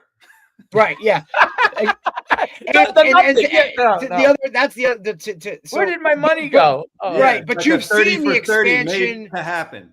Absolutely. Pony Express, right? Yeah. Like, but you've now seen the expansion of college staffs to kind of have someone on staff that handles that aspect of it, or the NIL world, right? Where the on the field coach used to be one of the only ways to get involved in college football. And now, look, you want to go handle the roster management, like GMs are making, they're the key guy when it comes to college football teams, or, the NIL guy, the connections, the whatever, all of that stuff with the expansion, it's almost a necessity now that you have to have that if you want to manage your roster. You need a GM, you need those guys that can, figure out where it is. Whereas coaches are, I think, going backwards in terms of like, hey, now you're just coaching, bro. Like, I'm telling you what kids are going to be in your room, and you might have a little bit of say or whatnot, but for the most part, like, here's what you're getting, go develop. Go coach. And you do make a good point that there's been so much of an expansion of the staffs because there are so many things now that the players need. Even before this NIL era, I went to a certain school that will remain nameless, but on staff, the head coach had hired a guy who was a former actor, and he had a drug problem. That's kind of what killed his career. So this guy was so in tune with drugs because he'd been through the whole, getting high and whatever, and then going to rehab, that his sole job was to walk around and be around the players and eyeball and find a guy who might be on his way to destruction. Before he wraps the car around a telephone pole or he beats up his girlfriend, before any of that stuff hits the news, I can see this guy's eyes or, whatever the signs are that he could tell. And his whole job was to pull that guy aside, talk to him, and then let's go get help for this guy. Chad, I have a former player right now who's at a Power 4 school, and his sole job is to handle those issues off the field, like that stuff. Mm-hmm. Before it gets to the head coach, that's his sole job. They need it for coaches too. We started in Michigan, and then we branch out to everywhere else. What do you think? I think that's a lock. Yeah, I think that's first a lock. Client. I think that's an absolute lock. I actually, what I thought was funny, and I know I've met him a few times, Biff Poggi, just because from my events and stuff, and sat in his office. And when I thought it was kind of comical that Biff was like politicking for the job, like I'm like, dude, they're cleaning house, like yes, like don't. And he's have you ever seen the home tented for like? He's like a billionaire. I can't believe that he didn't know that after the season. I can't believe he didn't know that like being a billionaire, guy's almost like a billionaire, from hedge funds and stuff. That he didn't like. Maybe he's in denial. Yeah, like even a guy like him is in denial that everyone's going to get let go. Like, yeah, brother, they're tenting that whole thing and fumigating. It's over with. Yes, sir. Yeah, because if the AD doesn't, he's going. His job's out of there. He's gone. Correct. Right. Yeah, so we're just going to assume that like COVID, all of y'all coughed on each other and everyone's out of here. We're going to bring in a whole new group and hopefully we get that. But yeah, anyway, I have to actually run. I have to go on another podcast. No, Coach, I appreciate your time, man. Really, it's been awesome. This is a great discussion. It is great. I'd love to have you back on again. I mean, you're really you have unique insight, obviously, but you also like really have a good understanding of how everything is. And no, I appreciate it. I get to talk to a high school coach. And some guy who rewound and went back to youth football. Yeah, that's a first. Getting you guys' perspective is great. Dave, might follow in your footsteps or look at you and be like, hell no, I would never do that again in my life. I always say, like, when I look back at my own life, like, I did a lot of, I did a lot of things in reverse because I was so focused on the business early on. Running the camps, and I was so focused on everything else with with other kids, you know what I mean? And that whole process that by the time I got back around to like, what do I want to do? I have a family. Okay, let me go have a family. And I always tell people, I guarantee you I'm older than you. When a guy says I'm old, there might be a few guys that are older dads, I'm like, yeah, but I think I'm older. Right. Exactly. right, this is great, fellas. Coach, man, appreciate the time, man. Good luck, and we'll talk soon. We'll get something back on the board. I mean, it's been awesome. Like, I really appreciate you taking the time, man. Yeah, no problem. Thanks a lot, guys. Have a great day. All right. Take care.